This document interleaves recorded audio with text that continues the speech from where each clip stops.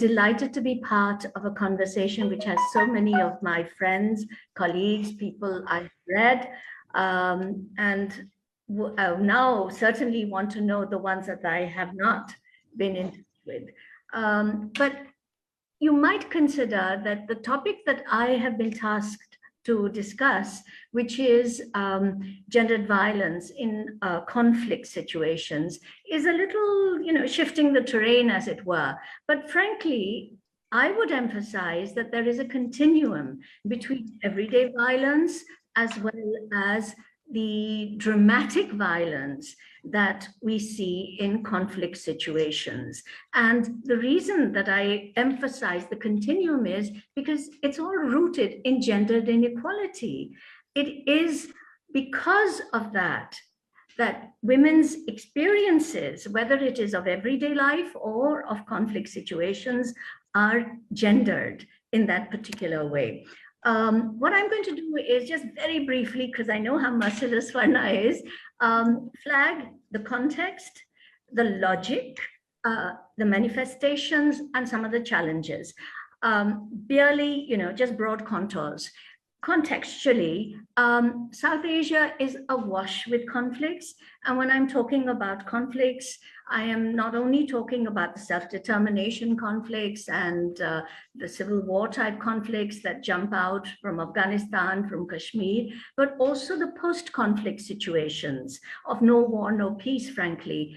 Chittagong Hill Tracts, Bangladesh, Baluchistan, Pakistan, the north and the east in Sri Lanka, as well as the northeast in India and the Maoist conflict in central India. So, but these conflicts, including, in fact, communal conflicts, identity-based conflicts, based on religion, based on caste, based on ethnicity, based on region, also, in a sense, position women in a particular way. And it's all related to, in a sense, the construction of gender, and that is women as cultural purveyors, or women as purveyors of cultural identity, reproducers of the community, and therefore specifically targeted. The destruction of the community is a strategic aim of conflict.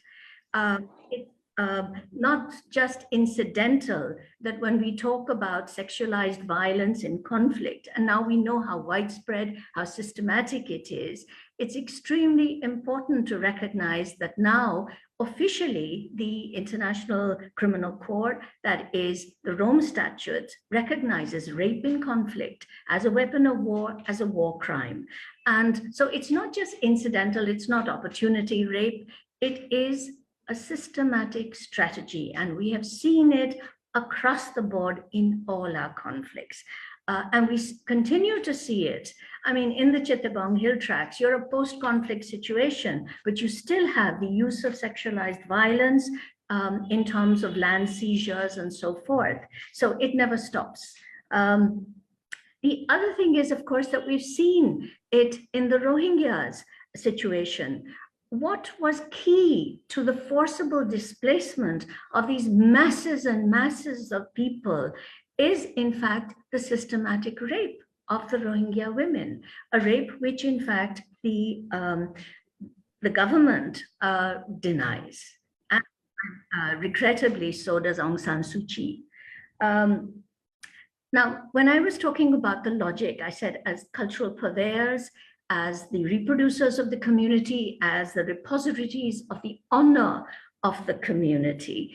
But also, they, in a sense, they are targeted because many of these women are transgressing the norm. I mean, Rahul has been mentioning good woman.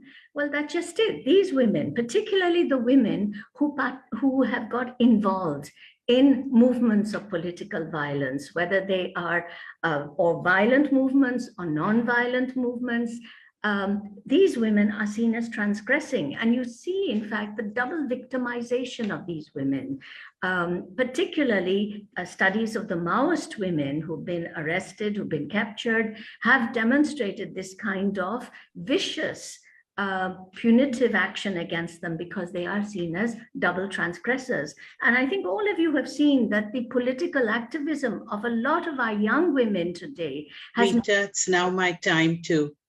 Okay, I will, I'm going to skip manifestations. I just want to focus on one challenge. For decades, we've been talking about the personal is political. So when I come across a refugee, an Afghan refugee, she's 30 years old, her name is Fariba, she has 4 daughters, she was married off to a Talib.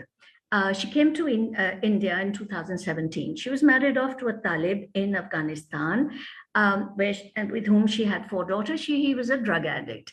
One daughter, 14-year-old, was given away. Why? Because to settle his debt. A year later, another daughter, 11 to 12 years old, was also given away to settle his debt. This time, Fariba reacted. She went to the police. She said, trace her. Now, her husband was furious. He beat her up and he stabbed her multiple times. She escaped. She came to Delhi and she applied for asylum. And unfortunately, UNHCR refused. I'm just finishing. UNHCR refused. It refused because they said it's personal. Are we still battling that old thing about that persecution, violent persecution in the private sphere of the family, of the home, is not political? Let me close here. Thank you. Sorry, really, this is an unpleasant job.